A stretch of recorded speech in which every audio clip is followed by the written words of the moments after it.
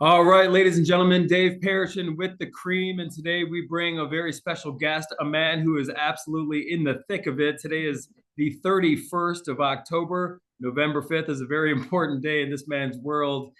We have the election. This is Mr. Bernie Moreno, who's running for U.S. Senate for the great state of Ohio.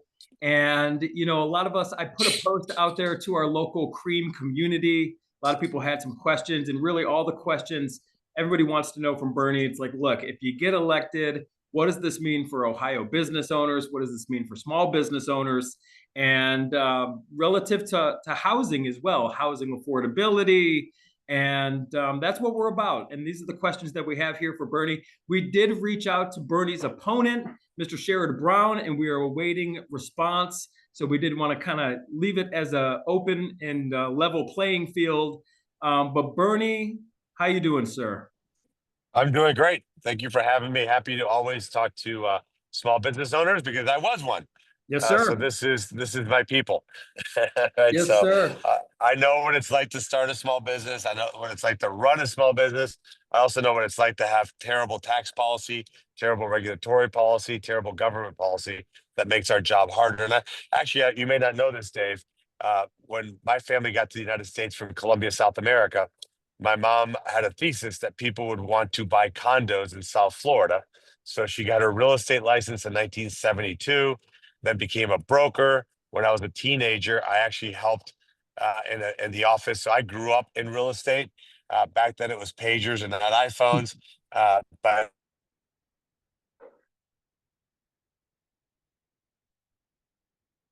I worked in office, and my brother's a big real estate developer down in South America.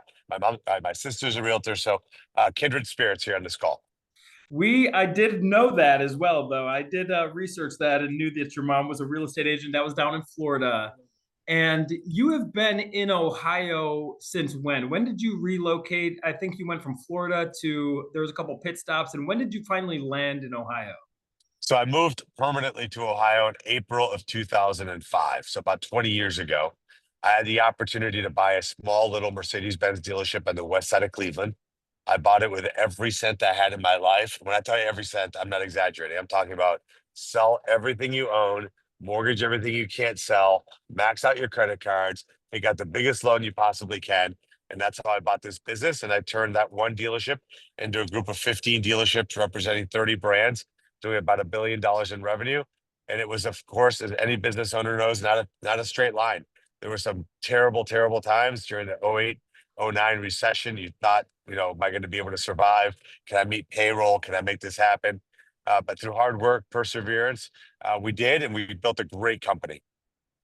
I'll tell you this, man, as a real estate professional, I'll be the first to tell you, and a lot of people in this community, the community of ours, a lot of us find ourselves outsourcing even like the administrative tasks. And more people are kind of hitting us up in our community saying, how do we hire virtual assistants? But there's jobs being shipped over to places like the Philippines, India, Costa Rica, and even Mexico. And people are actively seeking, in the real estate space, they're seeking employees and team members overseas just because it's tough to have employees here in the US. There's the hiring process.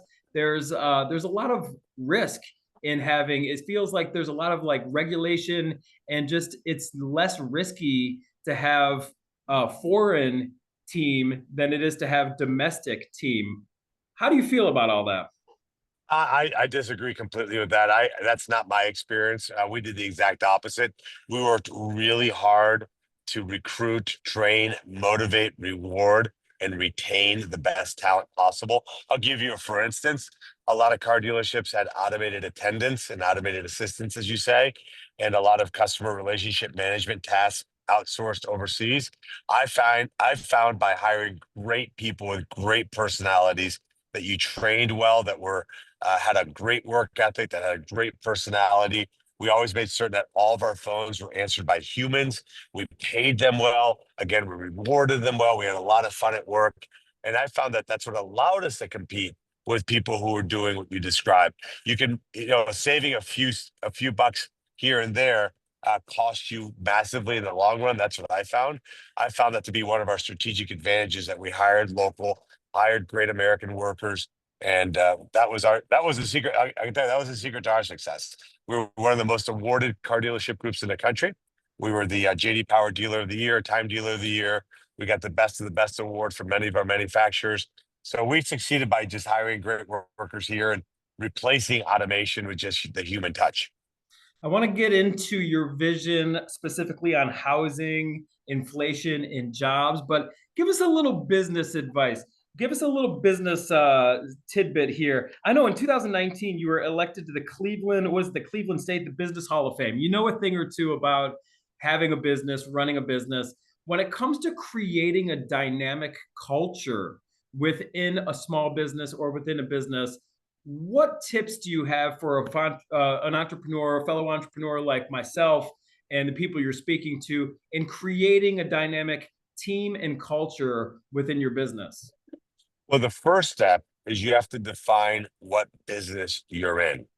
I never viewed myself as being in the retail automotive business.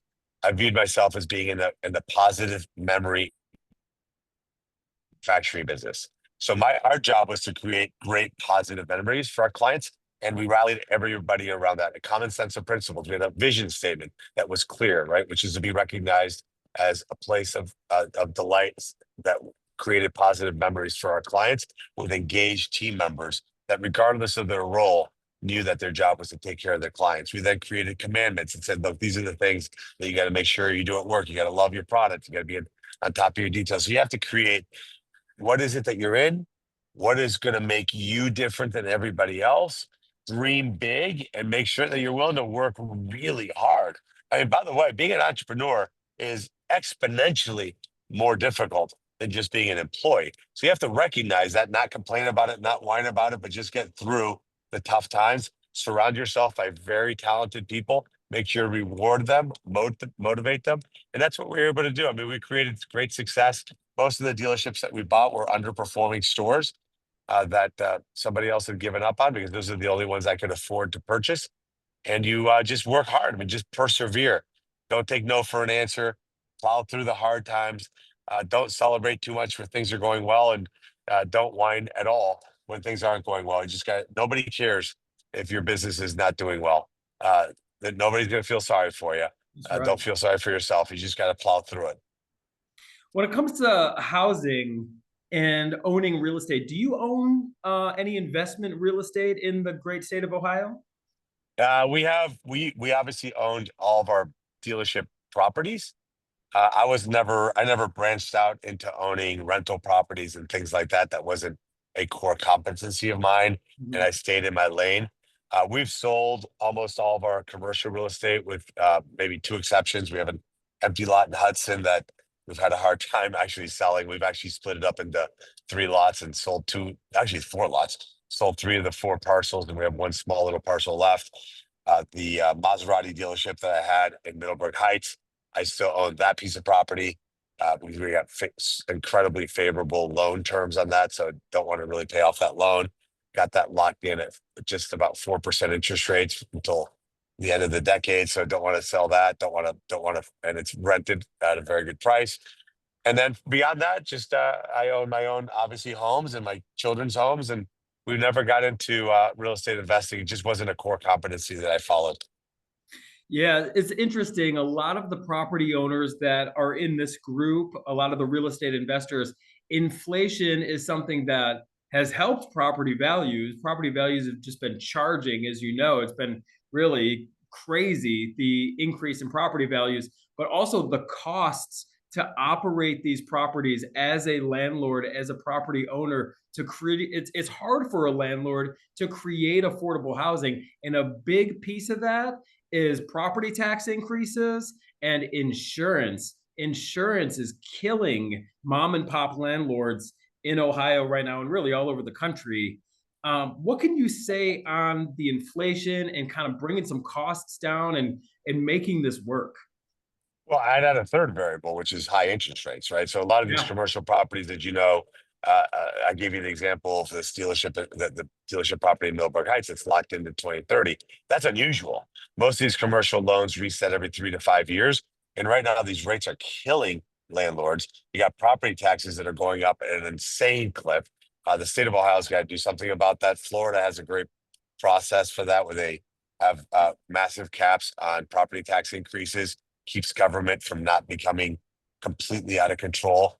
Insurance costs are a mess. Hmm. Ironically, my opponent heads up the Banking and Insurance Commission committee in the United States Senate, completely unqualified to do so. He's a guy that went to college, majored in Russian studies, and has been in elected office his whole life. So obviously, he has no idea what he's doing running the Banking and Insurance Committee. So we're going to fix that. We got to lower interest rates. We got to make sure we lower insurance costs, create more competition. We got to make certain that local and state governments become more efficient and can rein in property taxes. Rentals are becoming unaffordable to working class Americans, and that's a tragedy. We've invested in companies that give loans to builders to build workforce housing. So we don't benefit from inflation at all. We benefit from having more workforce housing created. And I think there's great needs for that. So those are the things that I will focus on in the United States Senate. It's driving the cost of housing. It has absolutely gone out of control in the last 3.5 years. It takes about $120,000 a year to afford a home now in America. That used to be about half that amount. The numbers in Ohio track about that same amount. And if you take away home ownership potential from people, you're robbing them of wealth creation. Absolutely. The another thing that you kind of, I'm sure you're aware of and that we're seeing everywhere is just a shortage of housing. And you had talked about building homes and what gets in the way of building homes, especially, for real estate developers, small time developers, a lot of small time developers in our group, is just the regulations. It's so long. It's sometimes difficult to, you go and you get a bank loan, you finance a lot. By the time you break ground on this thing, it's 9 months later. You've been paying interest on this loan. The regulations are in the way for a lot of small time developers.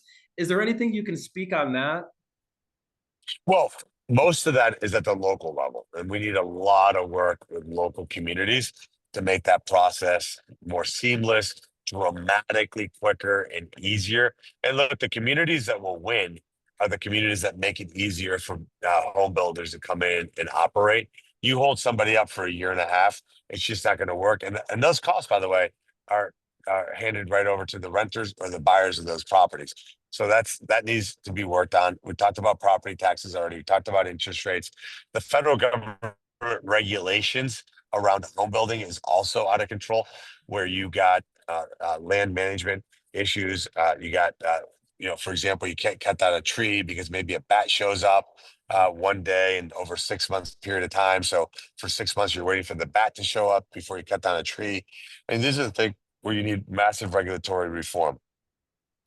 So final pitch here, you're looked at as an outsider, you're a business guy before you're a politician. I know for a lot of business owners, we kind of respect that. It's like we kind of cut from the same cloth, if you will, rather than somebody who's been in politics for many years. I think your opponent's running for his fourth term. Um, Well, why should he's been in office for 50 years. So he's running for his fourth Senate term. He served in Congress for 12 years, 20 years in state government. I mean, it's pretty straightforward. I mean, if you went to the doctor, do you want somebody who's never gone to medical school operating on you? Right? I mean, that's basically what Sherrod Brown is when it talks about how to regulate businesses. He has no idea. Like Dave, that's the problem is you have people in Washington, D.C. that have never started a business, never run a business. And in the case of my opponent, never even worked in the private sector. He's run 18 campaigns over 50 years.